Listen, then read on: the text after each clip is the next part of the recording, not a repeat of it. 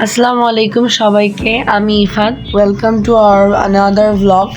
আজ আমাদের সুন্দরবন ভ্রমণের তৃতীয় এবং শেষ দিন। এখন আমরা আছি সুন্দরবন অঞ্চলের করমজল পর্যটন কেন্দ্রে। এখানে আমরা ঘুরতে এসেছি। আমরা এখানে অনেক ধরনের ট্রেলটা বিভিন্ন ধরনের দেখেছি। এখানে পেয়েছি প্রকৃতির সাথে গভীর স্পর্শ। এখানে আমি এবং আমার পরিবারের সকলেই, আমি এবং আমার বোন সহ সকলেই মজা করেছি। আমরা এখন করমজলে আছি। এটা হচ্ছে কুমিরের দ্বীপ। ঢুকতে পথেই এরকম একটি জায়গা পাওয়া যায় যেখানে বাংলাদেশ অংশের পুরো সুন্দরবনের বিভিন্ন দর্শনীয় স্থানগুলোর মানচিত্র, যা সুন্দরবন সম্পর্কে মানচিত্রের প্রাথমিক ধারণা দেয়। এখানে আমরা আরও দেখতে পাই কুমিরের ডিম, মা বাঘের পাশে পুরুষ বাচ্চা বাঘের পায়ের ছাপ, বাঘের নখ সহ আরও অনেক কিছু। করমজল পর্যটন কেন্দ্র সুন্দরবনের পশু নদীর তীরে অবস্থিত। বাংলাদেশ বন বিভাগের তত্ত্বাবধানে মংলা সমুদ্র বন্দর থেকে প্রায় 8 কিলোমিটার দূরে 30 হেক্টর জমির উপর পর্যটন কেন্দ্রটি গড়ে তোলা হয়েছে। পর্যটন মৌসুমে এখানে হাজার হাজার দর্শনার্থী এসে ঘুরে যায়।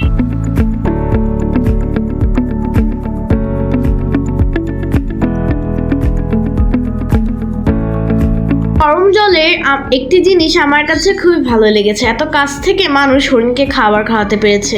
আমার কাছে খুবই ভালো লেগেছে হরিণদেরকে খাবার খাওয়ানোর সময়টা। দেখতে পাচ্ছেন আমার বাবা ভাই এরা এখন হরিণদেরকে খাওয়াচ্ছে। আমরা পাশের দোকান থেকে হরিণের জন্য খাবার কিনে নিলাম। তারপর আমরা খাবার খাওয়ানো শুরু করেছি। দেখেছেন কত সুন্দর এরা। এই জিনিসটা আমার কাছে খুবই ভালো লেগেছে। আমি ওদেরকে আদরও করেছি। এত কাছ থেকে প্রথমবার হরিণ ধরতে পেরেছি, খাওয়াতে পেরেছি, এই জিনিসটা ভেবে আমার কাছে খুবই ভালো লাগছে। ওই সময়টা আমার কাছে খুবই আনন্দ ছিল। যখন খাবার দিচ্ছিলাম তখন ওরা একসাথে সবগুলো টেনে নিয়ে যাচ্ছিল। আপনি ভিডিও দেখতেই পাচ্ছেন কিভাবে আমার কাছ থেকে সব নিয়ে যাচ্ছে। এখন আমার মা খাওয়াচ্ছে। এখানে আমরা সবাই মিলে অনেক মজা করেছি, আর আম্মু অনেক ভিডিও করেছে এগুলো, আর আম্মুর স্পেশালি অনেক ভালো লাগে। তুমি একটু খাওয়াও, তুমি তো খাওয়াও নাই, তুমি নাও এটা। এবার আমি একটু খাওয়াই তোমাকে, অল্প অল্প করে দাও। থাক তাহলে ওকে একটু ধরো। হ্যাঁ একটু আদর। হ্যাঁ, এই যে দাও, এখন আদর করো।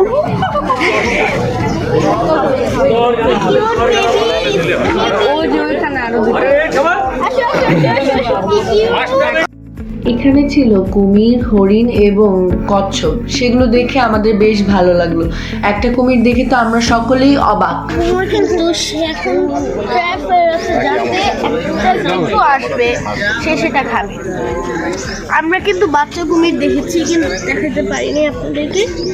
আমাদের এটা কিন্তু মনে হচ্ছে মূর্তি, কিন্তু এটা প্রকৃতির শোভা বাড়াতে এখানে রয়েছে কুমির, হরিণ, রেসাস মানুষ সহ নানা প্রজাতির পশু পাখি। এছাড়াও নির্মিত হয়েছে কাঠের ট্রেল এবং টাওয়ার। জেলেদের মাছ ধরার কর্মযজ্ঞ এই পর্যটন কেন্দ্রে অতিরিক্ত প্রাপ্তি। বাংলাদেশের একমাত্র কুমিরের প্রাকৃতিক প্রজনন কেন্দ্রটি করমজলে অবস্থিত। আমার সামনে আঁকাবাঁকা কিছু অংশ সিমেন্ট এবং কিছু অংশ কাঠের তৈরি মাস্কি ট্রেল নামের হাঁটা পথ ধরে এগিয়ে গেলে সুন্দরবনের জীববৈচিত্র্যের সমৃদ্ধতা সম্পর্কে অনুমান করা যায়। এই পথে এগিয়ে পশু নদীর দেখা পাওয়া যায়। চাইলে সেখানে নির্মিত বেঞ্চে বসে বিশ্রাম নেওয়া যাবে। আমরা সেখানে বসে নদীর দৃশ্য দেখেছিলাম। সেখান থেকে প্রায় আধা কিলোমিটার দক্ষিণে পথের মাথায় একটি শেড রয়েছে। এই জায়গা থেকে পশ্চিম দিকে আরও একটি কাঠের নির্মিত ট্রেইল দেখতে পাওয়া যাবে। এই পথে পর্যটকদের নিয়ে যাবে কুমির ও হরিণের প্রজনন কেন্দ্র এবং পর্যবেক্ষণ টাওয়ারে। এই টাওয়ার থেকে আশপাশের সৌন্দর্য দেখা যাবে। ওয়াচ টাওয়ারের পাশ থেকে যাওয়া যায় ঝুলন্ত ব্রিজে, যা আরও 1 কিলোমিটার গভীর জঙ্গলে নিয়ে যায়। এই ব্রিজ ধরে হাঁটলে শরীরে শিহরণ জেগে ওঠে। গরম জলে গিয়ে আমরা অনেক নতুন নতুন বিষয় সম্পর্কে জানতে পারলাম, যা আমাদের আগে যেন সম্ভব ছিল না। সেখান থেকে যথারীতি আমরা আমাদের পরশুর নদীর উপর দিয়ে আমাদের শিপটি যাওয়া শুরু করলো।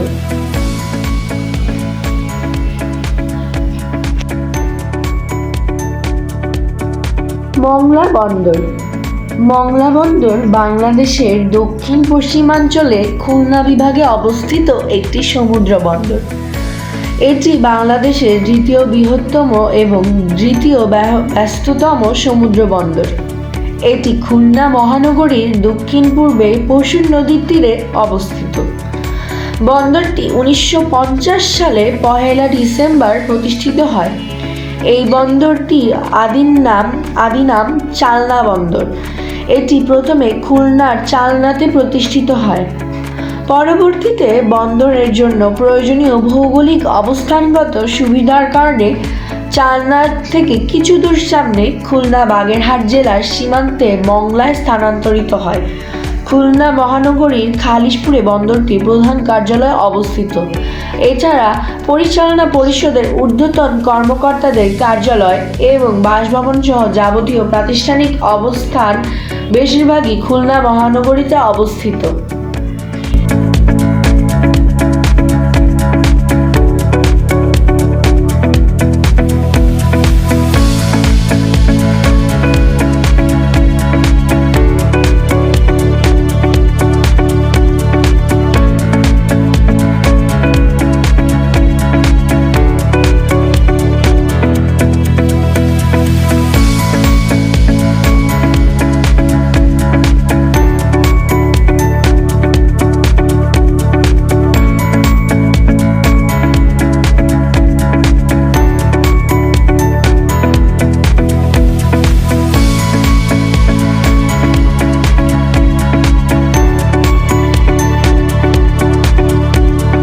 এখন আমরা দেখতে পাচ্ছি বানৌজা, যা বাংলাদেশ নৌবাহিনীর একটি নৌঘাঁটি।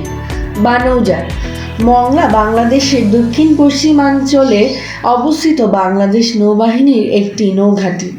এটি খুলনা শহর থেকে প্রায় 70 কিলোমিটার দূরে দক্ষিণে বাগেরহাট জেলার মংলা উপজেলায় পরশুর নদীর তীরে অবস্থিত।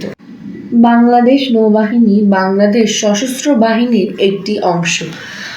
নৌবাহিনীর দায়িত্ব হচ্ছে বাংলাদেশের 1,18,813 বর্গ কিলোমিটার সমুদ্রসীমার নিরাপত্তা নিশ্চিত করা, আন্তর্জাতিক মেরিটাইম বাউন্ডারি লাইন এর নিরাপত্তা নিশ্চিত করা, বহির্নোঙরে অবস্থিত সকল মার্চেন্ট শিপ, কার্গো শিপ চাঁদাবাজি, চুরি এবং জিম্মির কবলে পড়লে তার থেকে ওগুলোকে রক্ষা করা, প্রয়োজনে জেলেদের বৈধ মৎস্য আহরণে নিরাপত্তা দেওয়া, সকল মার্চেন্ট শিপ এবং কার্গো শিপের নিরাপত্তা এবং মেরিটাইম ট্রাফিক কন্ট্রোল করা, সমুদ্রসীমায় অবৈধ অনুপ্রবেশ বন্ধ করা, বিদেশি জেলেদের অবৈধ মৎস্য শিকার রোধ করা, ভারত এবং মায়ানমার থেকে কোনো প্রকার জলদস্যুতা বাংলাদেশের সীমানায় প্রবেশ না করতে পারা, বাংলাদেশের ব্লু ইকোনমি এবং দেশের সমুদ্রসীমায় অবস্থিত সকল অর্থনৈতিক অঞ্চল এবং বাংলাদেশের সকল সমুদ্র বন্দরের নিরাপত্তা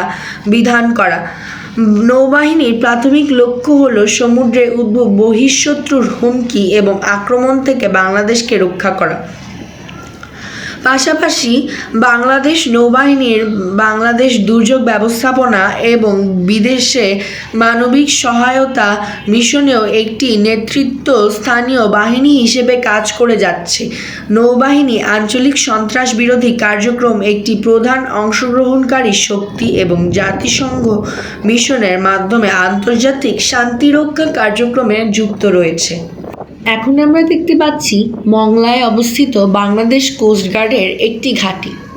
বাংলাদেশ কোস্টগার্ড বাংলাদেশের একটি আইন প্রয়োগকারী সংস্থা। বাংলাদেশ কোস্টগার্ড বাংলাদেশের সমুদ্র উপকূল অঞ্চলে নিয়োজিত একটি আধা সামরিক বাহিনী। এই সংস্থা জাতীয় ও আন্তর্জাতিক বিবিধ আইন প্রয়োগের মাধ্যমে উপকূল অঞ্চলের নিরাপত্তা ও শৃঙ্খলা বিধান এবং জাতীয় স্বার্থ রক্ষা করে। এই আধা সামরিক বাহিনীটি স্বরাষ্ট্র মন্ত্রণালয়ের অধীনস্থ। এর কর্মকর্তাগণ ও কর্মচারীগণ বাংলাদেশ নৌবাহিনী থেকে স্থানান্তরিত হয়ে আসেন। এর সদর দপ্তর ঢাকায় অবস্থিত। বর্তমানে এই বাহিনীতে ৩,৩৩৯ জন উপকূলরক্ষী নিয়োজিত আছেন।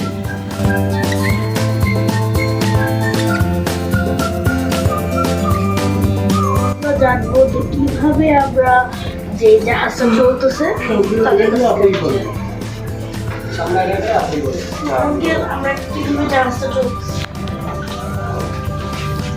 জি, আমরা অপারেটিং করতেছি। আমরা এখন বর্তমানে যে আমরা করতেছি ইলেকট্রিক সিস্টেমে যা আমাদের চলতেছে, সেট করা আছে, হাইড্রোলিক সেট করা আছে, ওইটার সাহায্যে আমরা অপারেটিং করতেছি। তো আমাদের এই যে আপনার আছে, এটা আছে গিয়ার এবং স্টিয়ারিং গিয়ার, গ্যাস লিভার, যেটা দিয়ে জাহাজ বাড়ানো কমানো যায়, এবং এটা দিয়ে সামনে পিছনে নেওয়ার জন্য। ও মানে এটা হচ্ছে সামনে পেছনে নেওয়ার জায়গা, আর এটা হচ্ছে স্পিড কম বেশি। কমানো বেশি। কিন্তু দুইটা কেন ভাইয়া? এটা আমাদের ইঞ্জিন দুইটা, এই জন্য দুইটা। একসাথে কি এখন দুইটাই চলতেছে? জি, আমাদের দুইটাই চলে, সাধারণত দুইটাই চলে। ইঞ্জিন এখন চলতেছে তিনটা মোট, দুইটা জাহাজ চলতেছে, এবং একটা ইলেকট্রিক সিস্টেম যেটা ওইটা চলতেছে, যেটা হচ্ছে গিয়ে ইকো সাউন্ডার। আচ্ছা আচ্ছা। এটার মাধ্যমে পানির গভীরতা নির্ণয় করা যায়, এবং নদীর নিচে যদি মাছ থাকে পানির ভিতরে, মাছ কিংবা ডলফিন হতে পারে, কুমির হতে পারে, এগুলো কতটুকু সাইজের সেটাও ইন্ডিকেট করা যায়। ইন্টারেস্টিং। এবং আমাদের আছে জিপিএস জি সিস্টেম। এটা যে একটু কাছে নিলে দেখতে পাবেন, এটা একটা চ্যানেল আছে, মানে ওয়াকি টকি সিস্টেম। জি আমাদের 16 নম্বর চ্যানেল, এটা ইন্টারন্যাশনাল চ্যানেল। এটা পুরো অল পৃথিবীতে এই চ্যানেলটাই চালু আছে। আচ্ছা আচ্ছা আচ্ছা। আমরা চাইলে সারা বিশ্বের সঙ্গে এইটার মাধ্যমে যোগাযোগ করতে পারি। কিন্তু সেটটা যত স্ট্রং হবে তত দূরে, আচ্ছা আচ্ছা, রেঞ্জ যত বেশি থাকবে তত দূরে এটা কাজ করবে। আমাদের অভ্যন্তরে আপনার দৃষ্টিশক্তি বাধাগ্রস্ত যখন হয়, তখন আপনার এটা কাজে লাগে। আমরা যেমন ঘন অন্ধকার, অতি বৃষ্টি, ঘন কুয়াশা, তখন এটা আমরা চালু করলে আমাদের সামনে পিছনে ডানে বামে কি আছে, নদীর পার কত দূরে আছে, কোনো নৌকা জাহাজ এগুলো আছে কিনা, এটা আমরা এটা সবকিছু দেখা যাচ্ছে। কত দূর আছে ওইটা আমাদের তাও বুঝতে পারি। আলহামদুলিল্লাহ, ভালো। এরপর আছে আপনার এইবার হয় আমাদের এটা এক্সট্রা দেওয়া আছে। যদি আমাদের কোনো ইলেকট্রিক সিস্টেমে কোনো সমস্যা হয়, আচ্ছা, সেক্ষেত্রে আমরা ম্যানুয়াল অপারেটিং করব। এটা আছে জিপিএস সিস্টেম, এর মাধ্যমে জাহাজের পজিশন আমরা বুঝতে পারি। আচ্ছা, যে আমাদের জাহাজটা কোন পজিশনে আছে, কত ডিগ্রি অ্যাঙ্গেলে আছে, এবং স্পিড কত আছে, সেটা আমরা বুঝতে পারি। এবং আমরা এই বোতলগুলো বলতে যে বোতলগুলো আছে আপনারা কিভাবে সংগ্রহ করেন? দাও। মধুগুলো আমাদের সুন্দরবন থেকেই সংগ্রহ করা হয়। এটা হচ্ছে গিয়ে সুন্দরবনের অনেক প্রকারের ফুল আছে। আপনার এপ্রিল মাসের 1 তারিখ থেকে মধুগুলো মধু কাটার পাস সরকার থেকেই, গভর্নমেন্ট থেকেই এটা পাস দেয়। সেখানে মৌয়ালিরা আছে, আমাদের পরিচিত মৌয়ালিরা আছে, তারাই সুন্দরবনের ভিতরে গিয়েই তারা সংগ্রহ করে, একদম একেবারে ভিতরে। কারণ সুন্দরবনের সাইডের দিক দিয়ে খুব একটা মধু হয় না, নদীর যে পাশ ঘেঁষে খুব কমই হয়। কিন্তু এই যে গভীরে ওরা যায়, একদম ভেতরে যে যায়, ওদের তো একটা রিস্ক থাকে না? হ্যাঁ, রিস্ক থাকে। আপনি আর সুন্দরবনের যত ধরনের অ্যাক্সিডেন্টের খবর শুনবেন, দেখবেন যে বেশিরভাগ অ্যাক্সিডেন্টের খবরই হয় মৌয়ালিদের। মৌয়ালি মারা যায়, অনেক মৌয়ালি আছে তারা বাঘের শিকারের হাতে পড়ে। বাঘ বা অন্যান্য জীবজন্তু, অন্যান্য সাধারণত বাঘেরই শিকার, তাছাড়া সুন্দরবনে জঙ্গলের ভিতর খুব একটা অত বেশি বাঘ বাদে এতটা ডেঞ্জারাস কিছু নাই, তবে সাপ, সাপ আছে। এদের সংগ্রহ করার খুবই একটা টেকনিক আছে, যেটা আমরা আসলে খুবই ভয়াবহ টেকনিক। আচ্ছা আচ্ছা। আপনার দেখা যাচ্ছে এটা হচ্ছে গিয়ে সিজনের শেষের দিকে। জি। সিজনের শেষের দিকে যখন হয় তখন মধুর চাক খুবই কমে যায়, মধুর ফুলের পরিমাণ কমে যায়, তখন ওরা কি করে আপনার কিছু পানির ভিতরে কিছুটা মধু দেয়, আচ্ছা। মধুর সাথে পানি মিক্স করে ওই পানিটা গাছের পাতায় স্প্রে করে। আচ্ছা আচ্ছা। স্প্রে করলে তখন ওই মৌমাছি ওই ঘিরান পেয়ে ওই মধুটা খাওয়ার জন্য আসে। ওরা তো মনে করে যে ফুলের মধু, হ্যাঁ, মিষ্টি জাতীয়, ওইটা খাওয়ার জন্য আসে। এবার খেয়ে ওইটা নিয়ে আবার ওদের চাকে চলে যায়। আচ্ছা আচ্ছা। তখন ওরা শুধু কিছুক্ষণ পর পর ওইটা মারতে থাকে, স্প্রে করতে থাকে, আর ওরা আসতে থাকে। আর ওদের ওই দেখে ওরা চাকটা চিনে যায়। হ্যাঁ, ওদের ওই আসা যাওয়ার যে রাস্তাটা, ওরা উপরের দিক যে সুন্দরবনের ভিতর দিয়ে দৌড়াতে থাকে ওই যে মৌমাছি দেখে ফলো করে। আচ্ছা আচ্ছা। এটা খুবই ভয়ানক। আসলে আমরা সাধারণত সুন্দরবনের ভিতর দিয়ে হাঁটতে গেলেই ভয় লাগে। হ্যাঁ, অবশ্যই ভয় তো আছে, প্লাস আপনার যে শ্বাসমূল আছে, বড় বড় শ্বাসমূল আছে। হ্যাঁ, এগুলো যে শ্বাসমূল আছে ওগুলোর ভিতর দিয়ে আমরা হাঁটতে গেলেও আমাদের কষ্ট হবে, কিন্তু ওরা ওর ভিতর দিয়ে দৌড়ে যে ওই চাকের ওই চাক ফলো করে সেই চাক ওরা সংগ্রহ করে। ইন্টারেস্টিং, অনেক ইন্টারেস্টিং, সুন্দর, অনেক ভালো লাগলো, ধন্যবাদ। আর আপনার নাম কি ভাইয়া? শহীদুল ইসলাম। আচ্ছা, আমাদের এই দুই ভাই কিন্তু এই 3 দিন এই শিপটাকে ওনারা পরিচালনা করেছে, খুব সুন্দরভাবে পরিচালনা করেছে। বিশেষ করে আমি যখন রাতে এসেছি তখনও দেখেছি যে আমার এই ভাইটা রাত জেগে, সারা রাত্র জেগে ওনারা পরিচালনা করে, এবং ওনাদের অনেক দূরে যদিও ওনারা চলে আসে, কিন্তু তারপরও ওনাদের যে দায়িত্ববোধ, ফ্যামিলির প্রতি দায়িত্ববোধ এবং আমাদের প্রতি দায়িত্ববোধ, ওনারা কিন্তু কখনোই দায়িত্ববোধ থেকে পিছপা হয় না। এর জন্য ওনাদেরকে আসলেই অনেক সম্মান করা উচিত, শ্রদ্ধা করা উচিত এবং সালাম দেওয়া উচিত আমাদের পক্ষ থেকে। ধন্যবাদ। আপনারা আছেন বিধায় আমরা সুন্দরবনে এসে এত সুন্দর একটা জার্নি, এত নিরাপদ জার্নি করতে পারি। ধন্যবাদ আপনাকে। পশুর নদী। পশুর নদী বাংলাদেশের দক্ষিণ পশ্চিমাঞ্চলের খুলনা ও বাগেরহাট জেলার একটি নদী। নদীটির দৈর্ঘ্য 142 কিলোমিটার, প্রস্থ 460 মিটার থেকে 2.5 কিলোমিটার এবং নদীটির প্রকৃতি সর্পিলাকার। বাংলাদেশ পানি উন্নয়ন বোর্ড বা পাউবো কর্তৃক পশুর নদীর প্রদত্ত পরিচিতি নম্বর দক্ষিণ পশ্চিমাঞ্চলের নদী নং 51। এটি গঙ্গা জলপ্রবাহের একটি ধারা। এটি খুলনা জেলা এবং বাগেরহাট জেলার মাঝে অবস্থিত। এটি মূলত জোয়ার ভাটার পানি বহন করে। এটি সুন্দরবনের কাছে শিবসা নদীর সাথে মিলিত হয়েছে। আমাদের উৎসব 390 ভালো স্টাফ মেম্বাররা খুব ভালোভাবে ব্যবহার করেছে আমাদের সাথে। আসলে এরকম একটা ট্যুর দেওয়া অনেক ভাগ্যের ব্যাপার। আমি সুইডের জায়গায় আছি, জাহাজে আমাদের লাস্ট সুন্দরবনে এতদিন আমরা এই শিপটার মধ্যে ছিলাম। এই শিপের মধ্যে আমরা অনেক মজার খাবার খেয়েছি, অনেক ভিন্ন ভিন্ন রকমের মানুষের সাথে পরিচয় হয়েছে, এবং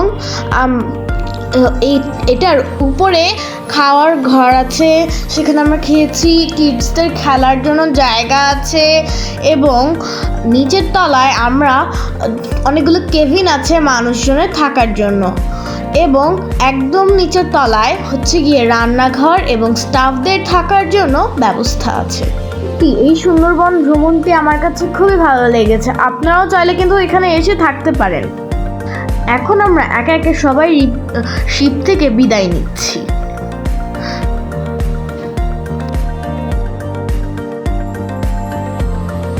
পথের মধ্যে গাড়ি আমাদেরকে এই হোটেলে থেমেছিল, আমরা এই হোটেলে এসে খেয়েছিলাম। আমাদের সুন্দরবনের ভ্রমণটি এখানেই শেষ হলো। ও হ্যাঁ, চ্যানেলটি ভালো লাগলে সাবস্ক্রাইব এবং লাইক, শেয়ার, কমেন্ট করতে ভুলবেন না। খোদা হাফেজ।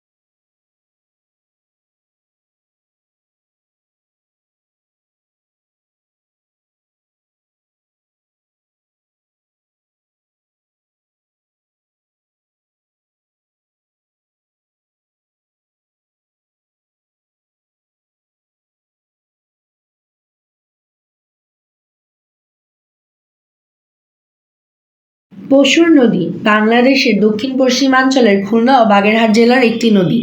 নদীটির দৈর্ঘ্য 142 কিলোমিটার, প্রস্থ 460 মিটার এবং থেকে 2.5 কিলোমিটার এবং নদীটির প্রকৃতি সর্পিলাকার। বাংলাদেশ পানি উন্নয়ন বোর্ড বা পাওবো কর্তৃক পশুর নদী প্রদত্ত পরিচিতি নম্বর দক্ষিণ পশ্চিমাঞ্চলের নদী নং 51। এটি গঙ্গা জলপ্রবাহের একটি ধারা। এটি খুলনা জেলা এবং বাগেরহাট জেলার মাঝে অবস্থিত। এটি মূলত জোয়ার ভাটার পানি বহন করে। এটি সুন্দরবনের কাছে শিবসা নদীর সাথে মিলিত হয়েছে। এটি বঙ্গোপসাগরের কাছে কুঙ্গা নদী নামে পরিচিত। এটি বাংলাদেশের গভীরতম নদীর মধ্যে উল্লেখযোগ্য।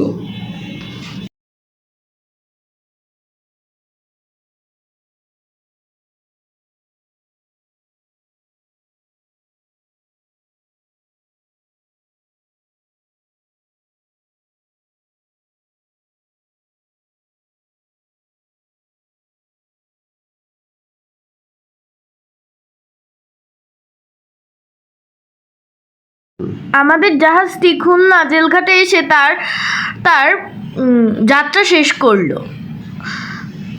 এই জাহাজের আতিথেয়তা এবং স্টাফ মেম্বারদের ভালো ব্যবহারকে আমাদের খুবই ভালো লেগেছে জাহাজে থাকতে। আমাদের যাত্রাটা শেষ। মোটামুটি দিক দিয়ে সব কিছু দেখতে গেলে জাহাজটি আমাদের বেশ ভালো লেগেছে। আপনারাও চাইলে এই আরএলসিতে করে পুরোটি সুন্দরবন ঘুরে আসতে পারেন। তো আজকের জন্য এই পর্যন্তই এবং আমাদের সুন্দরবন সিরিজ এখানেই শেষ হচ্ছে। সবাই ভালো থাকবেন।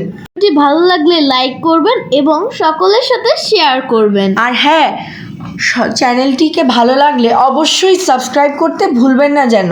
সবাই ভালো থাকবেন, সুস্থ থাকবেন। বিদায়। খোদা হাফেজ।